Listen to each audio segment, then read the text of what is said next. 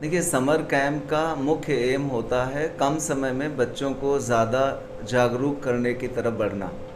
क्योंकि हमारे पास में साल भर हम लोग पढ़ाते रहते हैं और बच्चों को किताबी ज्ञान के अलावा ज़िंदगी के जो बहुमूल्य चीज़ें हैं कहीं ना कहीं अगर मिस आउट हुई हैं, तो एक छोटे अंतराल में लगभग ये 10 दिन का समर कैंप था, जिसमें हमने लगभग 24 से 25 गतिविधियां रखा था। और इस 24 से 25 गतिविधियों में योगा का जो इनकलकेशन हुआ,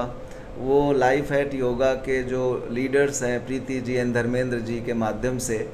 उसका एक मुख्य उद्देश्य ये नहीं था कि हम सिर्फ 10 दिन का योगा कार्यक्रम रखें, बल्कि पूरे आने वाले समय में लगातार योगा कैसे आगे या योग का कैसे आगे प्रचार प्रसार हो उसको हम कर सकें।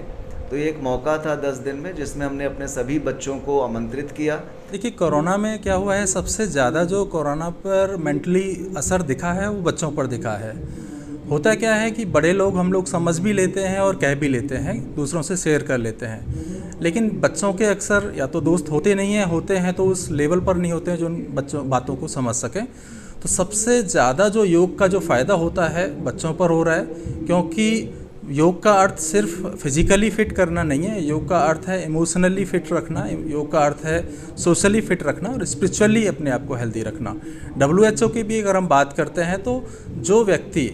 ना सिर्फ फिजिकली बट मेंटली, सोशली और स्पिरिचुअली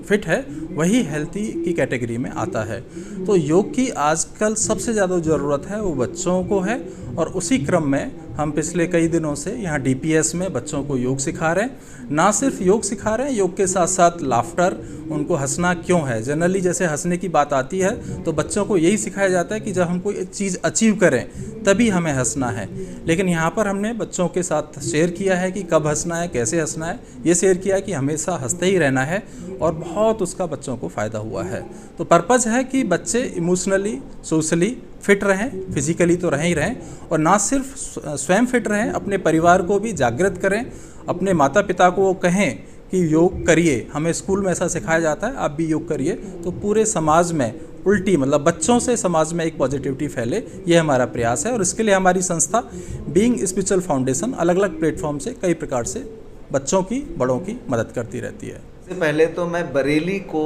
स्वस्थ देखना चाहता हूँ, और बरेली को स्वस्थ देखने के लिए प्रीति जी, धर्मेंद्र जी का हम साथ ले रहे हैं। इनके माध्यम से 21 जून को जो अंतर्राष्ट्रीय योग दिवस है, उस दिन हम बरेली के सभी युवा, बुजुर्ग या बच्चे सबको आमंत्रित कर रहे हैं। हमारा लक्ष्य है कि 1,500 से 2,000 लोगों को एक साथ कैंपस में योग के माध्यम से हम इस अंतर्राष्ट्रीय योग दिवस को सेलिब्रेट करें। पर हमारी DPS में अच्छे लेवल पर बातचीत हो रही है, क्योंकि DPS के पास बहुत बड़ा बैकग्राउंड है और हमारे पास एक्सपर्टाइज है। मैं और मेरे साथ में प्रीति अग्रवाल जी हैं, जो कि आयुष मंत्रालय द्वारा सर्टिफाइड हैं योग के लिए, और हमारी ये कोशिश है कि ज़्यादा से ज़्यादा लोग, हम तो कहेंगे 4,000-5,000 लोग यहाँ पर आएँ, और योग के इस